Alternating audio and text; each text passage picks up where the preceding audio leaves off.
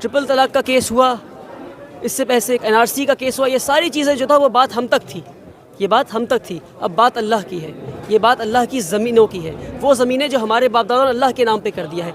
जब बात अल्लाह की हो गई है तो अब हम पीछे नहीं हटेंगे। हम सर पे कफन बांध कर कतारों में खड़े हैं कि तुम आओ हमारा खून बहा दो। हम खून नहीं बहाएंगे, हम खून अपना बहाएंगे, मगर हम अल्लाह की ज़मीन पे किसी और को कब्ज़ा करने नहीं देंगे इंशाअल्लाह। किसी बीजेपी MP ने कहा कि जलियांवाला बाग बना देंगे, अगर तुम जनरल डायर बनने को तैयार हो तो तुम ये जान लो कि तुम्हारी गोलियां कम पड़ जाएंगी मगर हमारे सीने कम नहीं पड़ेंगे इंशाअल्लाह। कि हम किस ज़मीन के लिए लड़ रहे हैं, ये कौन सी ज़मीन है?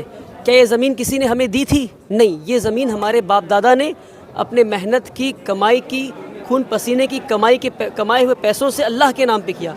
अभी ज़मीनें अल्लाह के नाम पर है।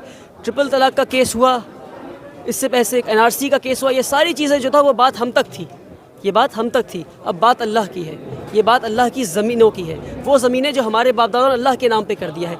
जब बात अल्लाह की हो गई है तो अब हम पीछे नहीं हटेंगे। हम सर पे कफन बांध कर कतारों में खड़े हैं कि तुम आओ हमारा खून बहा दो। हम खून नहीं बहाएंगे, हम खून अपना बहाएंगे, मगर हम अल्लाह की ज़मीन पे किसी और को कब्ज़ा करने नहीं देंगे इंशाअल्लाह।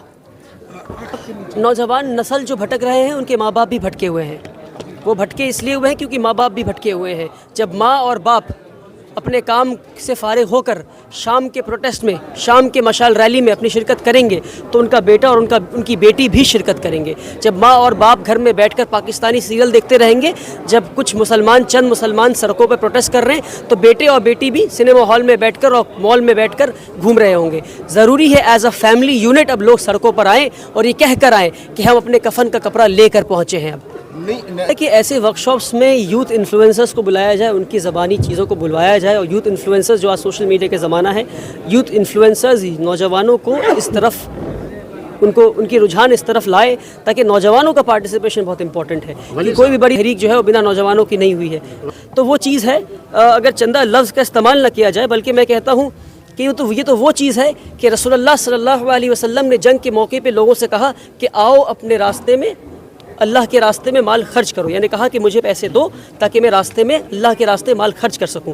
तो जब मैं चंदा मांगता हूं हाथ फैलाकर, तो रसूलुल्लाह सल्लल्लाहु अलैहि वसल्लम की इस सुन्नत पे मैं अमल करता हूं। चंदा मास्टर मैं ही उस मुल्क का, मुझसे चंदा किसी ने नहीं किया अभी तक, कम वक्त में सबसे बड़ा चंदा तो मैं नहीं किया है, तो अपनी बात करता हूँ मैं, ठीक है, अल्हम्दुलिल्लाह रब्बिल आलमीन करता हूँ। तो रसूलुल्लाह सल्लल्लाहु अलैहि वसल्लम की सुन्नत पे अमल करता हूँ, और आप सब भी सुन्नत पे अमल करें, क्योंकि चंदा करना आसान नहीं है। जब आप अपनी ज़ात के लिए नहीं, मान लीजिए आप बीमार है तो फिर आसान है जाके हाथ फैला के मांगना कि भाई मुझे दे दो, पर जब आप किसी और के लिए मांग रहे हैं तो आसान नहीं है। किसी के सामने हाथ फैलाना, झुकना आसान नहीं है। अपनी नफ्स को मार कर झुक कर मांगना पड़ता है, वो आसान नहीं है। जब झुक कर मांगते हैं तो फिर अल्लाह आपके साथ होता है। ये जो वली रहमानी क्या मैसेज देगा?